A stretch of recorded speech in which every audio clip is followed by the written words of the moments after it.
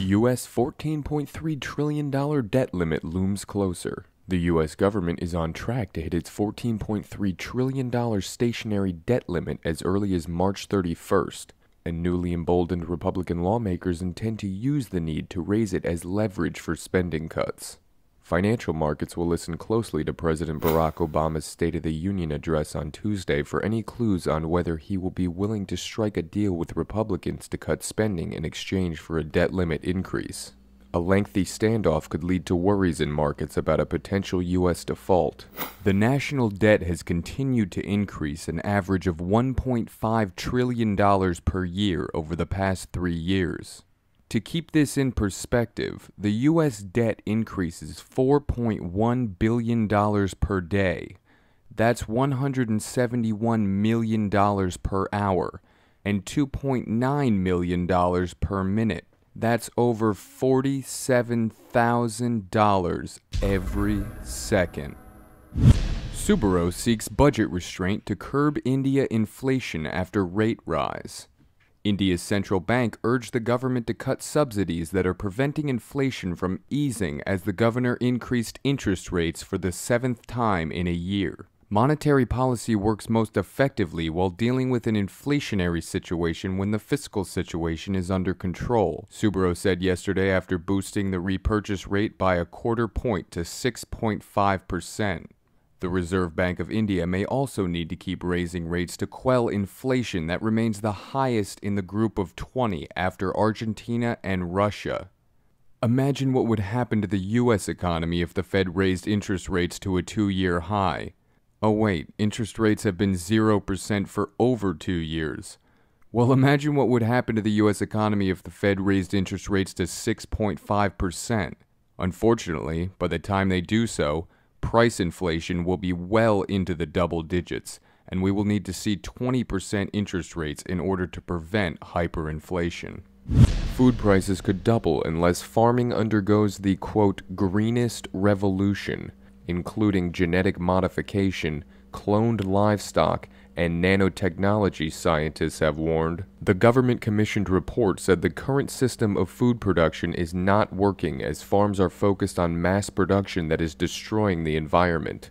While billions of people around the world are hungry and malnourished, more than 1 billion others are suffering health problems because of obesity. The authors of the report pointed out that for the first time in 100 years, food prices are going up rather than down. They say food prices as a whole could rise by around 50% by 2050. Most agricultural commodities are up 50% in just the past 6 months. I don't think it's going to take 40 years for the food in your supermarket to rise 50% again. Maybe within the next 2 years is more likely.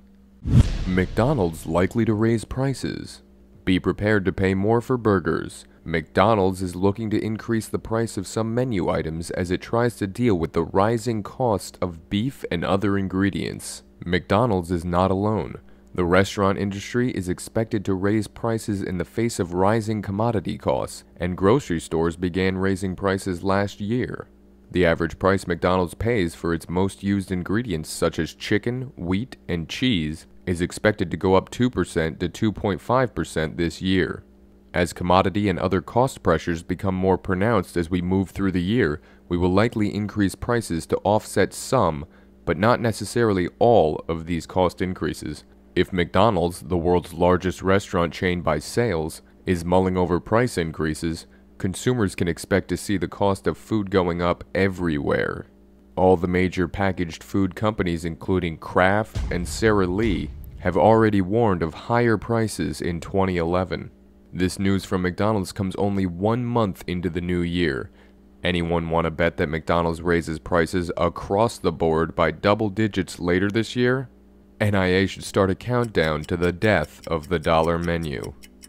12 things that are about to get cheaper. Whichever way you turn, many items will cost you more in 2011.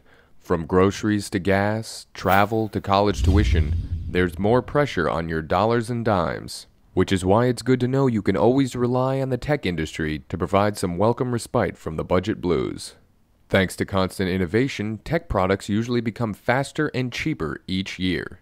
Kindle ebook readers, iPhones, plasma high-definition televisions, cameras, and laptops are just some of the electronic items that will likely cost you less this coming year. According to the website, the price of a Kindle could come down as much as 24% this year. Yeah, prices of food, energy, and college tuition would be getting cheaper too if the government allowed the free market to work and the Federal Reserve wasn't printing trillions of dollars out of thin air. As an aside, want to know what's cheaper than reading a book on a Kindle? Reading a book.